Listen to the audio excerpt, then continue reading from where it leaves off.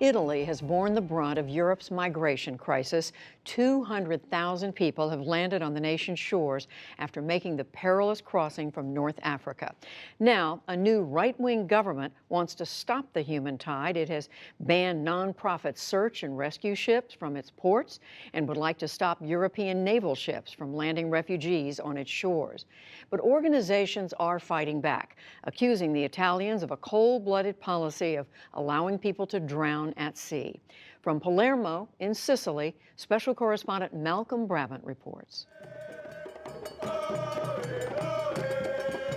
They dance to protest that Italy's generosity and tolerance have reached breaking point.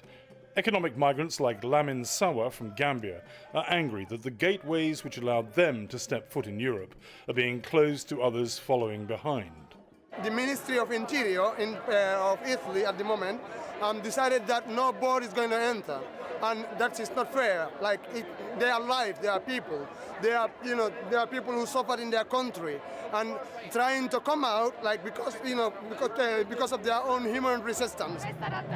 Italian politics student Irene Ivani has sympathy with the migrants, not least because her mother married an Albanian who struggled to overcome prejudice. Everybody needs to choose where they want to live, and not letting them in, letting people die at sea is not an option. Sending them back to Libya to death camps and slavery is not an option. And what we need to do is just get more funds to actually help these people once they come here.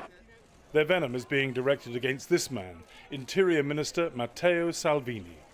In office since March, the right-wing populist is now the most powerful politician in Italy, more influential than the Prime Minister. Salvini wants to establish migrant reception centres south of Libya, where applications for asylum in Europe can be processed. The objective is that not one more single person comes here by boat. The crew of this British patrol ship has sampled Salvini's new tactics. Along with another vessel, it rescued 450 migrants. Salvini kept them offshore for several days and only allowed them to dock for disembarkation once some European countries agreed to take them in. Germany, France and Spain promised to accept 50 migrants each. This tough approach impresses Salvini's fellow party member, Fabio Cantarella, recently elected as a councillor in the Sicilian city of Catania. If we are Europe, then Europe must share the responsibilities. Previous Italian governments have not had the impulse to say we will not let them disembark unless Europe shares the burden. These harrowing images are being used by Salvini's opponents to exemplify the consequences of a Fortress Italy policy. A Spanish team accused Libyan coast guards of abandoning a woman and child to drown after intercepting a migrant boat. Another woman was pulled alive from the flotsam. Politics professor Flavio Vassallo is disturbed by Italy's right turn. He sees echoes of the country's Second World War fascist dictator Benito Mussolini.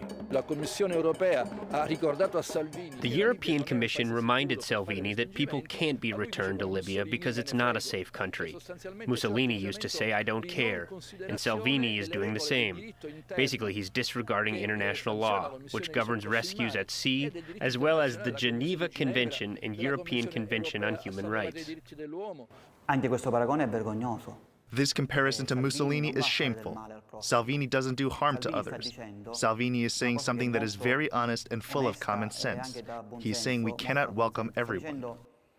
According to the UN's International Organization for Migration, nearly 2,400 people drowned trying to cross the Mediterranean in 2017. So far this year, the figure is 1,500. That means virtually 2 out of every 100 people who leave North Africa by boat die.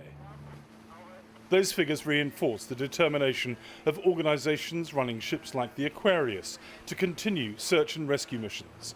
But in this hostile atmosphere, they face an uncertain future. For 2 years, this harbour in eastern Sicily has been the home base of the Aquarius, one of the rescue ships. Since Italy closed its ports to such vessels, the Aquarius has been forced to sail 600 miles away to Marseille in southern France to resupply and undertake repairs. That's a long way from the danger zone.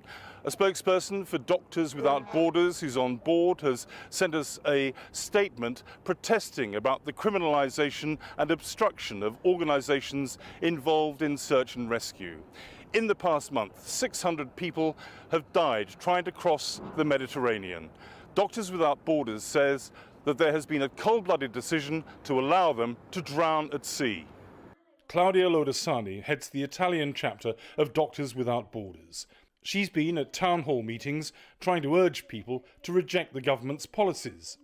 Lodesani refutes allegations that ships like the Aquarius are providing a taxi service for migrants. I work in 1 year in South Sudan. In 1 year I see a lot of people dead because there is a civil war, because there is malaria, because there is climatic changing and climatic problems, so the people are malnutrition. So of course the people won't leave. It's impossible to stop the people. Look at the corpses, says Roberto Amatuna, a doctor and mayor of Pozzallo, a Sicilian port town that's welcomed migrants. He was helping to launch a photographic exhibition on the front line of Europe's all-consuming crisis. In 2016 and 17, Italy took in a total of 175,000 migrants. This year, the number has slowed down to 18,000. The mayor opposes returning them to Libya.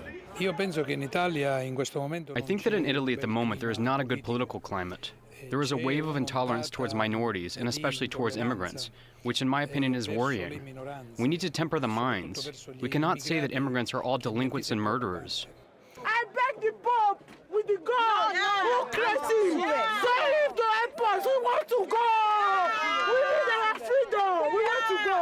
Nigerian Gift Richard had a sympathetic audience among demonstrators protesting outside Europe's biggest refugee camp at Mineo in the hot, harsh countryside of eastern Sicily. Like many others, she's been here for 2 years. Inmates complain of overcrowding, poor food, violence, a lack of funds, and an inability to obtain documentation that would enable them to work or move on. I would beg my fellow in Nigeria so for them not to think or nobody will confuse them to cross that sea to come to Italy. If they come to Italy, they are a slave. Here, nobody is free.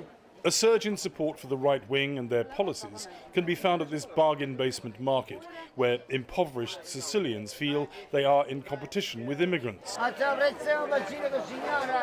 Alessandro Locascio sells 4 bunches of herbs for just over $1. Locascio hopes that Salvini, Italy's new interior minister, can improve his personal finances. I hope so. In the end, I hope so. But if he takes away the problem of immigrants, he has already done a great favor to Italy. Already, just that.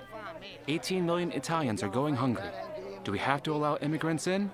No. Open the ports, open your hearts to be better people, sings this demonstrator. But that message is largely falling on deaf ears, not only in Italy, but right across Europe. For the PBS NewsHour, I'm Malcolm Brabant in Sicily.